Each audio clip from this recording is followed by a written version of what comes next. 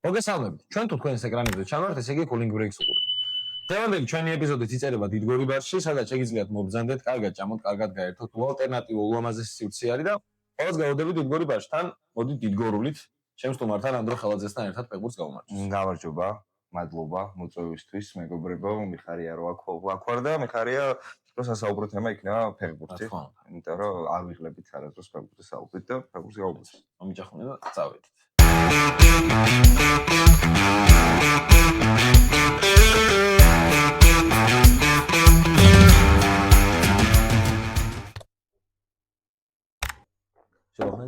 შვენიერი ლუბია.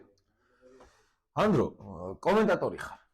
მინდა რომ ამით დავიწყოთ. ანდრო ხელაძე და ფეხბურთი. საიდან ლინკება, როდიდან, მე როდის ხდება პროფესია და რა არის შენთვის კომენტატორობა და ფეხბურთთან ახლოს ყოფნა რა?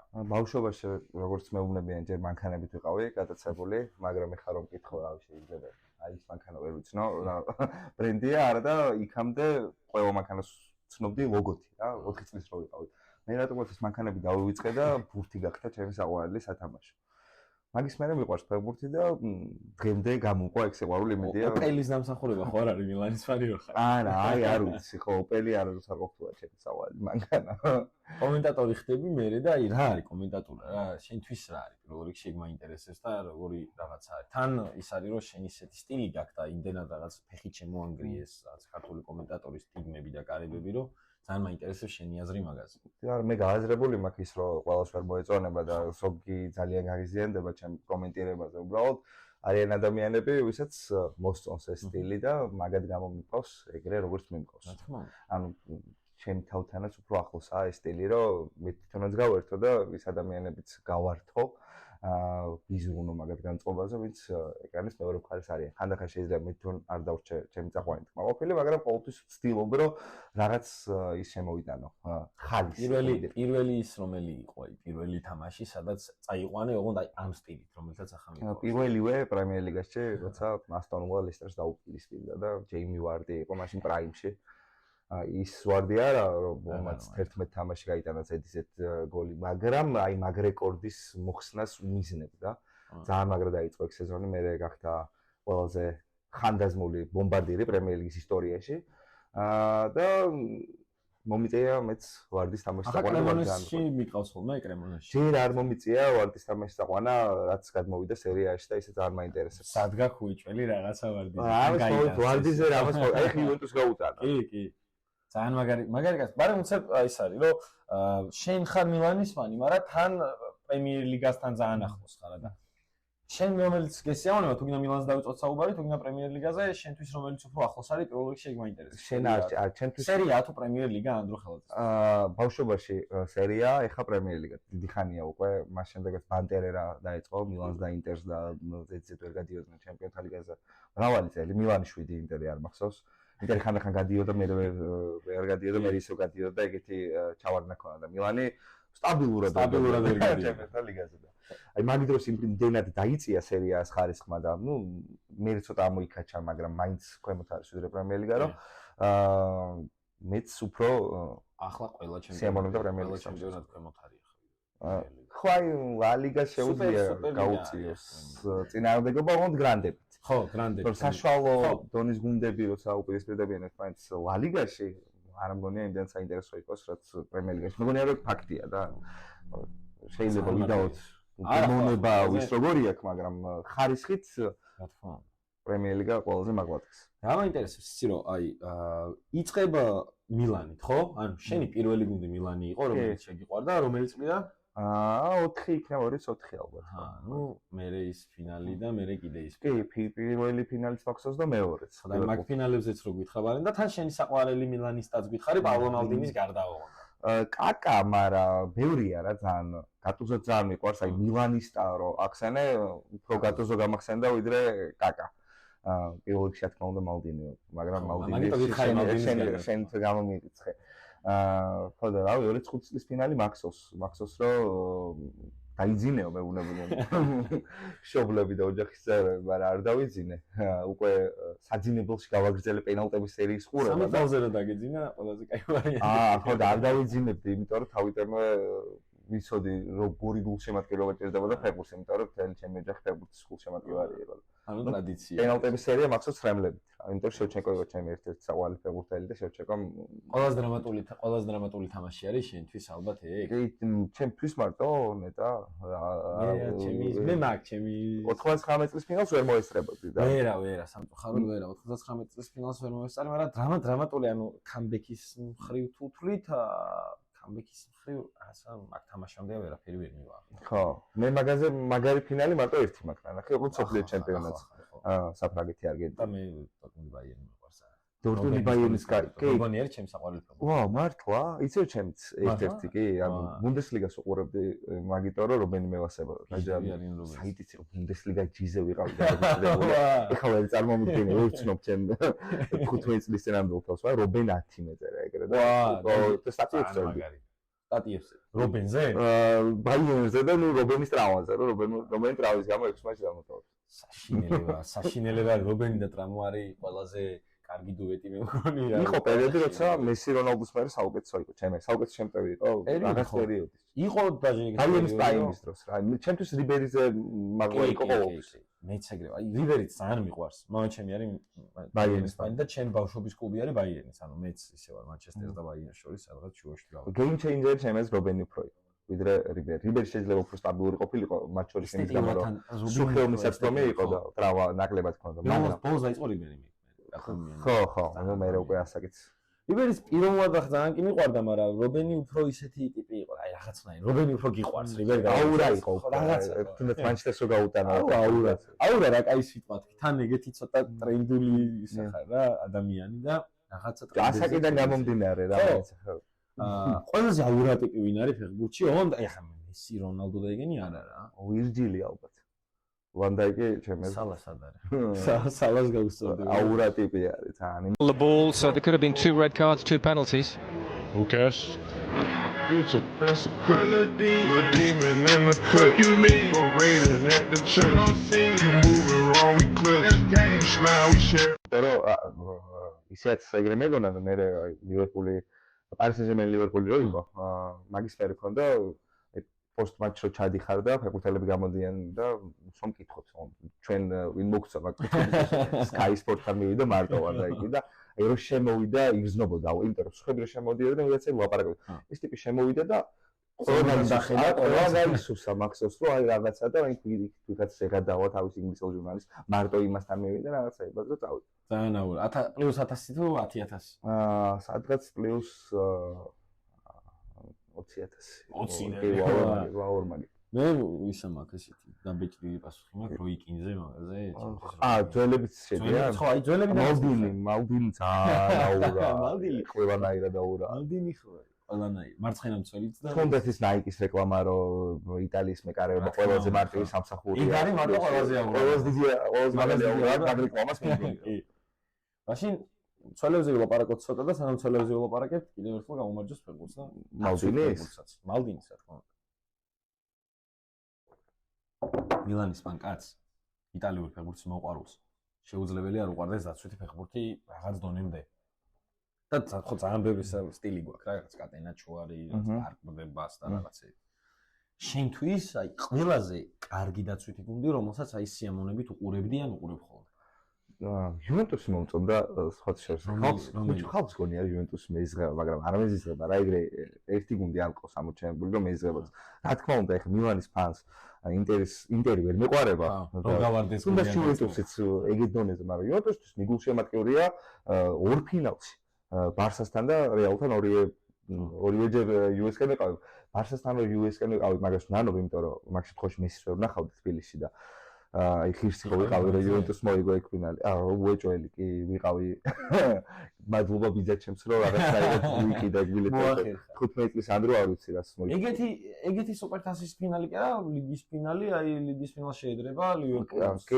ეგეთი სუპერთასის ფინალი არაერთი საყოფს ნუ რეკორდი დაამყარეს გოლების რაოდენობით და თან დრამა იყო კი და სევილიაც ისეთი გუნდი არის რა ეს გოლი და რაღაცა კი აი წინა გადაცემას რო წერდით სანამ გადაცემას ჩავწერდით რატომღაც მე და აი კამერის უკან რო კაცი დგას ჩაუჯექით სევილიას შემადგენლობას და როგორი რენდომ შემადგენლობა არის? კონოპლიანკა მაქვს. კონოპლიანკა, ჩირო იმობილე და ოკეი. რაღაცები, როგორც აი FIFA-ს კარიერა მოუჩირო ჩირო ერთად ვერ ითამაშა ლაციოს გარდა.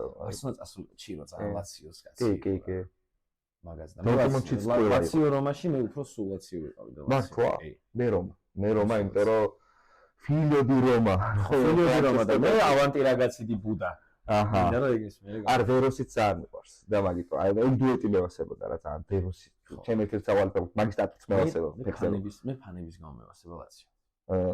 ცოტათი ხო დაუნაცისტებ რა გამბობს არა მე თვითონ არა უბრალოდ მე მიყვარს ხოლმე რომ რაღაცა გუნდებს ყავთ რადიკალი ფანები.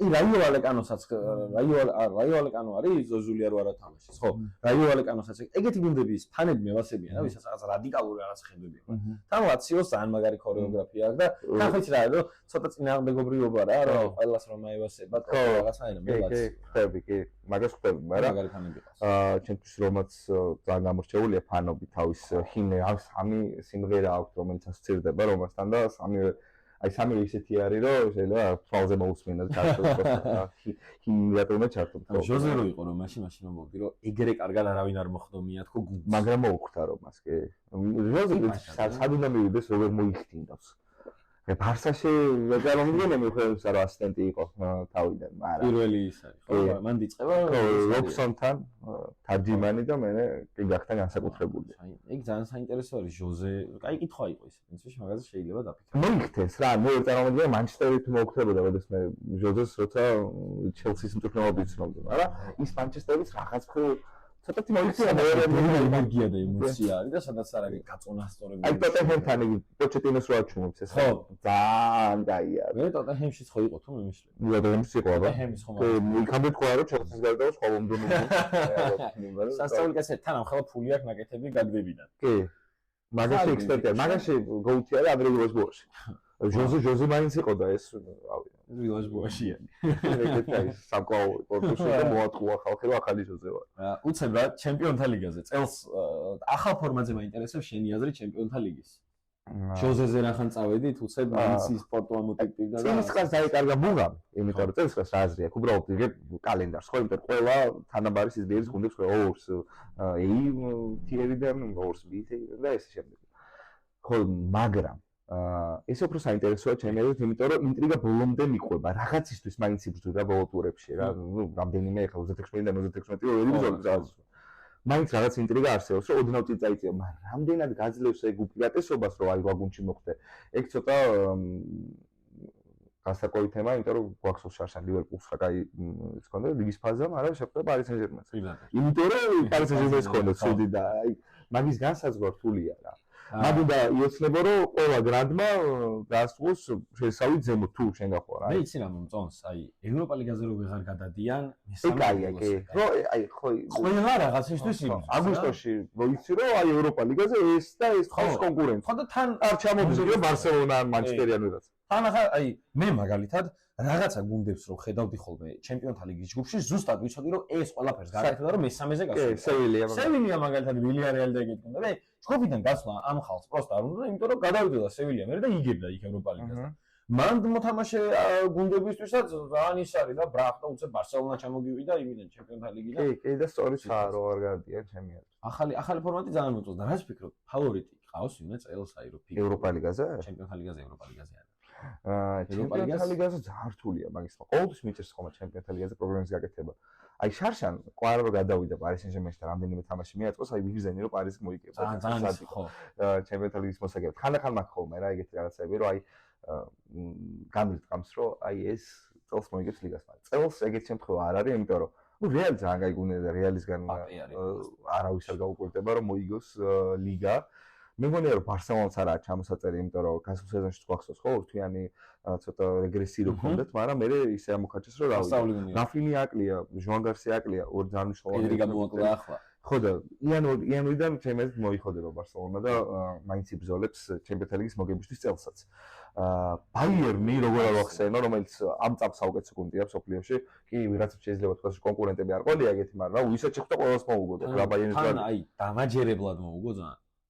არის სენ-ჟერმენი რომ ვახსენო, მიუხედავად იმისა, რომ აი ძალიან რთულია ორჯერზე ჩემპიონთა ლიგის მოგება, იმდენად დიდი ფუფუნე მაქვს ლუის ენრიკეს, რომ მეორე შემადგენლობით ითამაშოს ლიგა 1-ში და ძალები დააზოგინოს თავის ლიდერებს, რომ ეგ სადღაც მოქმედებს ხოლმე ესეთ გადატვირთულ კალენდარში.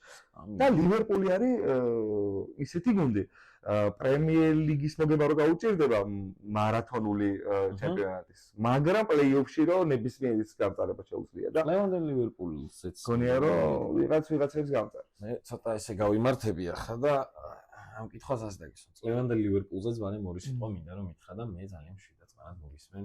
რაც ვნახეთ, აი ცუდი რაღაცები. სულ მქონდა სიმპათია ლივერპულის მიმართ მე, მაგრამ ჩემი აზრით რაღაც ეს სატრანსფერო ფანჯარა არა ლივერპულური იყო რა, თავიდანვე მქონდა ეგ განცდა, რომ მეთქი ლივერპულს არ უხდება ამდენი ტრანსფერი. ოღონდ ცალ-ცალკე ყველა ტრანსფერი მომეწონა. ამ ცალ-ცალკე ყველას მივხვდი რატო დაუკავშირდნენ და რატო დაიმატეს, იმიტომ რომ კერკეს ძალიან კაი სეზონი ქონდა ბორმუთში. ბოლოს რა უკნეს. ტრენტს რო უშვებ ფრიმპონგი ერთ-ერთი კარგი ვარიანტი იქნებოდა, იმიტომ რომ ლევერკუზენში ფრიმპონგზე საყიდლად ვინ აი ვინ იყო, ხო, ბევრი არის. ხო, თან ბრედლიოც აკავს, ისეც გონია რომ მაგ კონკურენციაში ამ ორიდან რომელიმე გამოგადგება. ეკიტიკე მე ძალიან მევასებოდა ყოველთვის, მაგრამ იცი ასე ხდები, აი ისაკი და ეკიტიკე ერთად ვერ გავიგე. ხო. იმიტომ რომ ეკიტიკე რო იყიდეს მე ვფიქრე რომ ამათ ალბათ ხელი ჩაიქნეს ისაკზე და ეკიტიკეზე გადაეწუნა რა საინტერესოა თქო და უცებ მე მოყოლეს ისაკიც რომელსაც პრესიონი არ ქონდა გავლილი ნიუკასში ამ ყველაფერმა იმოქმედა სეზონის სტარტზე დღემდე ვერ ჩადგა ფორმაში ისე რომ სასტარტო დაიწყოს ვირცის ტრანსფერი აი ვირციც როგორ მეთქო უარი აი როცა ბაზარზე მე ახლა ლივერპულზე ძალიან დადებითად რო ვილაპარაკო ყველა მიხვდება რომ ვიყურები რაღაცას უბრალოდ თქვი რას ხო წლევანდელი სატრანსფერო ფანჯარა იყო აი კლუბიო წავიდა გუნდიდან და ხვდები რომ კლუბი წასული. აი ამდენი მამარდაც ხო აი წელს იყიდეს წელს მივიდა მამარდა გუნდში. რეალურად ახალი ტრანსფერი. 40 მილიონიანი მეკარეს კამზე ნუ ამზადებენ ხო, კაი, ოკეი, პირველი მეკარეობისთვის. მე მეგონა რომ აი იცი ამ ლივერპულს რა დააკლდა გეჰის ტრანსფერის გაოფიციალურად. კი, გეჰის ტრანსფერი საერთოდ დარწმუნებული ვარ საერთოდ სხვა გუნდი. ლეონი ეგრევე დაიმტვრა და დარჩა სამი ხელმისაწვდომი ცენტრალური მცველი. ვანდაიკი. წელს ახლა პრემიერ ლიგაში საუკეთესო არის. გეჰი ხო? გეჰი მე ძალიან მომეწონა ევროპის ჩემპიონატიც. ძალიან მაგრა ითამაშა ინგლისში. მაგრამ ნაკრებებზეც ხო არ გადავიდე და ვის ხომაგოს ანდრო ნაკრებებში და ანდრო ნაკრებებში ხომაგოს საქართველოს ნაკრებს, ოღონდ ძალიან დიდი ჰანდიკაპით წინ აი მეორეზე რომ არ ვიცი იმყავდეს, იმიტომ რომ თელი ბავშვობა ვიყავი იტალიის გულშემატკივარი. რა ვქნა, აი აღარ მიმიწევს ისე გული, როგორც იქამდე რა, ვეღარ, აი თავი უნდა მოვიტყუო მაშინ. მე მახსოვს რომ შვედეთთან რომ გამოვარდა იტალია და სოფლიო ჩემპიონატზე ვერ გავიდა, კინარამ ვიტირე. ანუ ეგეთი რეაქცია მქონდა, რომ ღამე ვერ დავიძინე, აი თან კაი მოძდილი ვიყავი, 18 წელს ვიყავ, მაგრამ აი თელი კვირა დაგრუზული დავდიოდ. ეხა როგორ გავიდე სოფლიო ჩემპიონატზე იტალია, ვიტყვი რომ ხო, მესი თამაშობს. სახასიათო პერსონაჟები აკლია იტალიის. კი. აი რამდენიმე ტიპაჟი არის, ბარევა მომწონს მაგალითად ეგეთი ტიპია.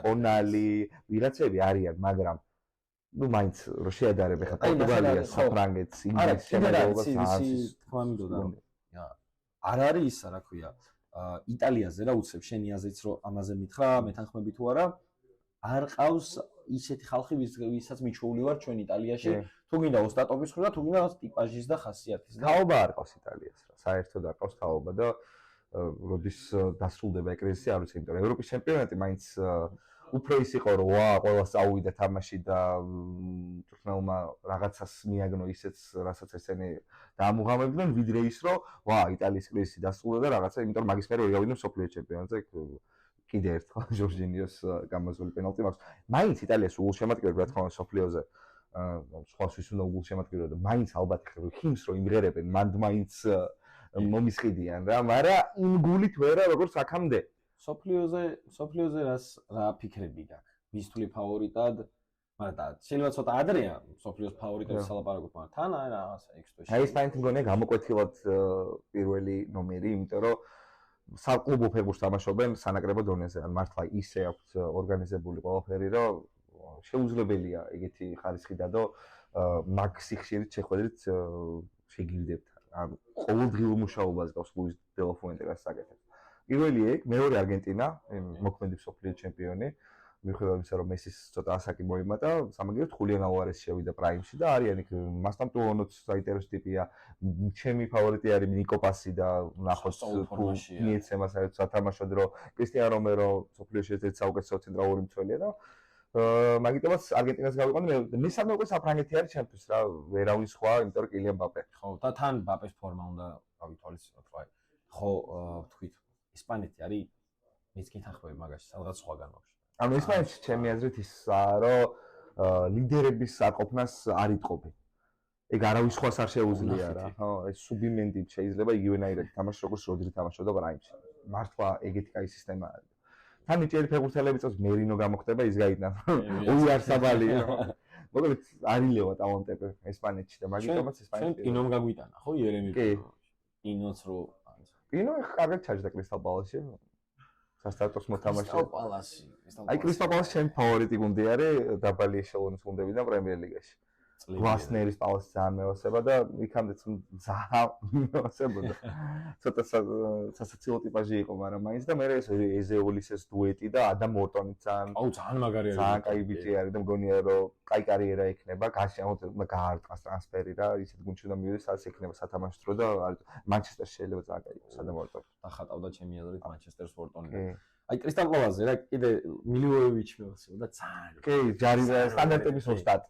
და კრისტალ პალასზე უცებ რის თქმა უნდა და იცი რომ მე სხვა თემაზე გადავიდეთ, რომ დამოუკიდებელი მაქვს რომ სულ ერთ ტიპს ვიღაცას ასპაუნებენ ისიც რომ აი საჰარო წავიდა მეთქი всё აი მორჩა რა ეს კრისტალ პალასობა რაღაცა დარჩება აი სხვა გუნდი და ბრახ აქტოლისე მე ახლა ეზე და წელსაც ვნახოთ იქნება რაღაცა მატეტა ძალიან მაგარი მატეტა ძალიან მიყვარს ჩატანიებული მაის შენ გვაქვს ხოლმე ხო მაშინ გაუმარჯოს უის მატეტას მატეტას არა ნუ კრისტალ პალას და ყველა ეგეთი გუნდს რომელიც ამტკიცებს ფეხბურთი მარტოფული არ არის ხო თან FA Cup მოიგო მე Community Shield-იც მიაყოლა იქნებ წელს კონფერენს ლიგაც მოიგო რატომაც არა ფავორიტი არა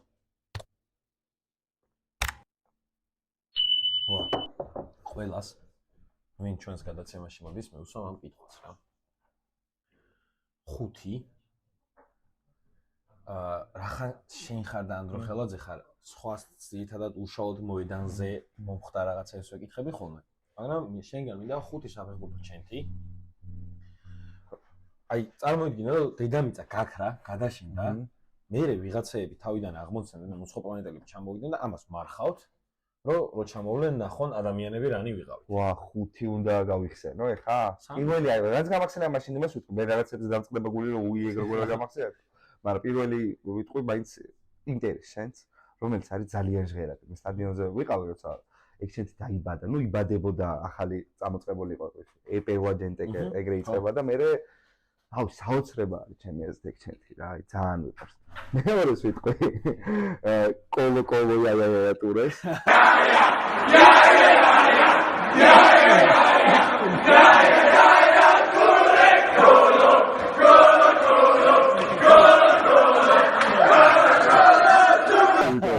ძალიან მევასება ეს მე ჯერალდმაც იცეკვა მაქსოს იმდენად ტრენდული გახდა კოლოზე რო ქვემოთ მიდიხარ და იაიაზე ეს ეგ უეჭველი მესამე ახე რა ეხა რომ დამისვი კითხვა ეხა არ მახსენდება თორე ისე გეტყოდი ბევრს შოტა შენცაც შემოვაგდებ მე მევასებოდა შოტა შენ თან როგორ დაიცვალა მე რომ ცოტა სხვანაირად აგვიქვი და ცოტა სენტიმენტალურად მევასება ეხა მაგრამ ისე ძალიან მიყვარდა ეგ შენთი რა კი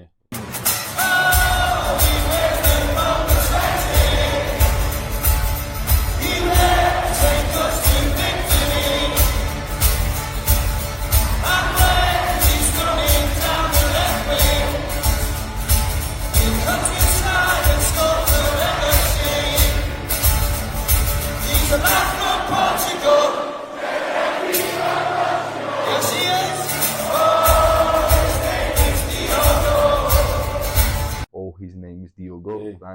ლამაზი შენთია. კი, მელოდიურია და ისეთია. მეოთხე მაშინ არგენტინის უეჭველი, როგორ შეიძლება არ იყოს რა.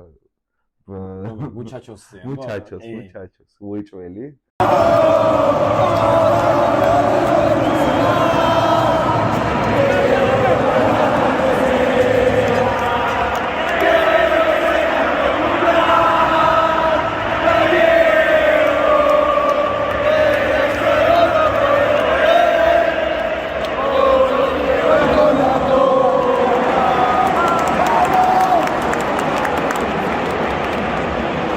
ალბათ არ ვინქავ რა, ანუ შეიძლება იქ პირველი არა, ხო. და მე ხუთე მილანს როგორ არ ეკუთვნის ახლა ის რა ვიცი. იუვენტუსზე. ცოტა ისენი, ხო. დანა მაგან საერთოდ ფეხბურთიც დაიპყრო და მე ქორწილებიც მიაყოლა. ხო, რა, ტრენდი არის ჩვეულებრივი. იქ სიმღერა პრაიმში დაბრუნდა რეალურად მილანის დამსახურება. რა თქმა უნდა. და თან ძალიან ლამაზი ის არის თამაშამდე. თან ძალიან მოკლე ის არის, ხო? ხო, ძალიან მოკლე არის. ან ბოლომდე წუთიც არა. 30 წამი და მე იწყებენ შემადგენლობის 48 წამი ყოფილა. შემადგენლობის გამოცხადებას იწყებენ მე რა.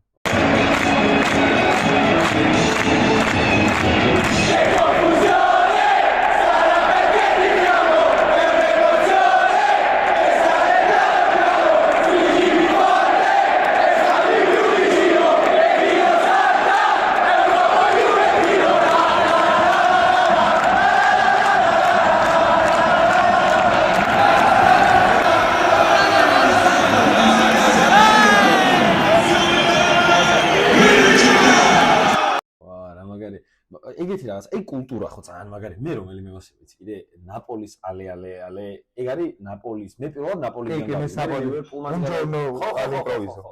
მან საერთოდ ჭიქები იყიდება ტექსტით მაგ სიმღერის და ანუ ტელეფონის ჩასადებები და ანუ იმდენად ძალიან ბევრი კომერციალიზაცია მოხდა მაგ ჩემთვის საერთოდ. თან ის არის 5, იმიტომ გეუნებით ხოლმე, რომ გვეუნები ყველას, რომ აი მე მინდა რომ ყველას გული დაწყდეს, რომ ის როგორ არის. ხო, აი მაგით ჩენტი არის ისეთი რაღაცა, რომ აი სულ რაღაც ახაც მახსენდება. მაგით ხო რაღაცას ჩავანაცვლებ.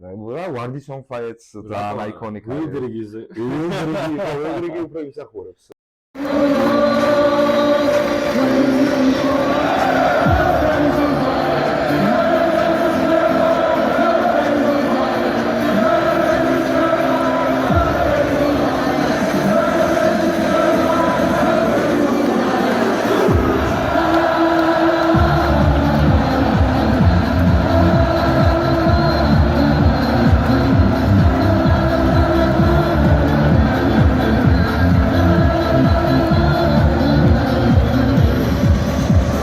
გაუმარჯოს მაშინ საფეხბურთო ჩენთებს და იმას რაც ფეხბურთს ამას ხდის. კი ბატონო, მაგის გარეშე სალსახად.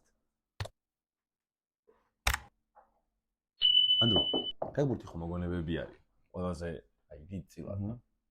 მინდა რომ 3 კადრი დამიტოვო კიდე საფეხბურთო კადრი, თუნდაც სპორტული კადრი იყოს, მაგრამ აინც ვიცი რომ უფრო საფეხბურთო. აინც პირველი გამახსენდა რუი კოშტა და მატერაციო დგანან ძალიან აიკონიკ კადრი არის. აი ეგ არის 100,000 აღურა. ხო, აი რა უნდა გავაზრო ხა მაგაზე უკეთესი ვერ ხვდები. მარადონას ხელით ძალიან მაგარი კადრი არის თქო რო ხდება და მთელი ამ ფოლკლენდის კუნძულების ამბები და ომი და რაღაცა და ძალიან მაგარი არის. ეგეც ძალიან დიდი აურა არის.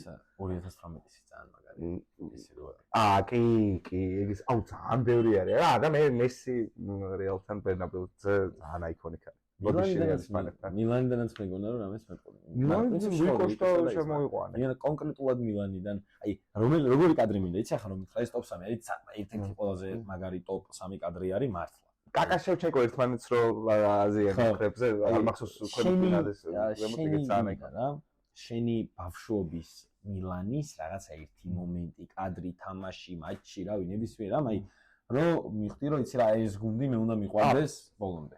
პიპო ინზაგი ღრიალებს დაჩოქილი კუთხურის ალამთან ათენში მაგაზე მაგარი კადრი არ ვიცი მანიდან რა შეიძლება აი ეგ არის ემოცია და ის რის გამოც ძალიან მიყვარს ინზაგი და ძალიან მიყვარს მილანი იმიტომ რომ ფეშენ ყოველთვის აწერია ხოლმე მილანის შარფებს და კაშნებს არ მაქვს რომელი არის ქართული ვაკიდან შარფი კაშნე შეიძლება უფრო გონი კაშნე უფრო არის ქართული და კაშნეებზე აწერია ხოლმე ვნება და ანუ მილანი ძალიან ასწირდება ვნებასთან ასწირდება პიპო ინზაგი ტიციანო კრუდელიც. ტიციანო კრუდელი მაგარი გოლი და მე ინზაგის ბოლო გოლი ნოვარასთან ხო პიპო ბოლო ხმაზე რო ყვირეს ტიცი კრუდელი. Pippo, gol! Pippo mio! Pippo mio la messa! Pippo! Pippo la messa! Grazie Pippo, grazie Pippo! Grazie Pippo! Grazie!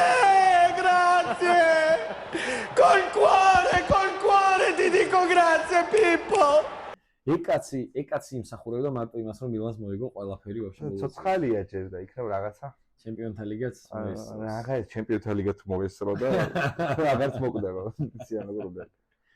ძალიან ეგეთი ადამიანები ხდიან ფეხბურთს უფრო საინტერესოს რა. მოდი, გავუმარჯოს ტიციანო კლუბელისნაირ ხალხს. ანუ ხელაძესაც ვისაც ფეხბურთი უყვარს ეგრე რომ ჩემთვის ძალიან დიდი პრობლემაა ემოციებისგან დაიცალოს რაცა გოლის აღნიშნავს. კი ბატონო, დიდი მადლობა. და მოკლედ ახლა გიტოვებას პარეს და გვინდა რომ ბადესპორტს გითხრა რჩევა, რა მოგწონს, რა არ მოგწონს, რამე გვისურვო, რამე დაგვიტოვან, ასე შემდეგ. რაც შენ გულს გაუხსნა. მე ყველა გადაცემა მომწონს ისეთი, სადაც მოდიხარ და ოჯახური, მაკაცური გარემო არის და აქ ეგეთი გარემო დამხვდა, რაც ფეხბურთზე ლაპარაკმაც გაასწორა და რავი, რა რჩევა უნდა მოგცეთ. ხალხს მიცემ რჩევას, რომ გამოიწერონ ბადესპორტი და უყურონ ამ გადაცემას. Cooling breaks. მათ შორის ზამთარშიც, საფულშიც. აუცილებლად საჭირო არის. დიდი მადლობა. წარმატებები. დაუჯერეთ ამ დროს, გამოიწერეთ ჩვენი არხი, დაგვალაიქეთ, გაგვაზიარეთ. შევხვდებით Cooling break-ის შემდეგ ეპიზოდში. Ciao. მადლობა. ეგ არის და გორის ციხე.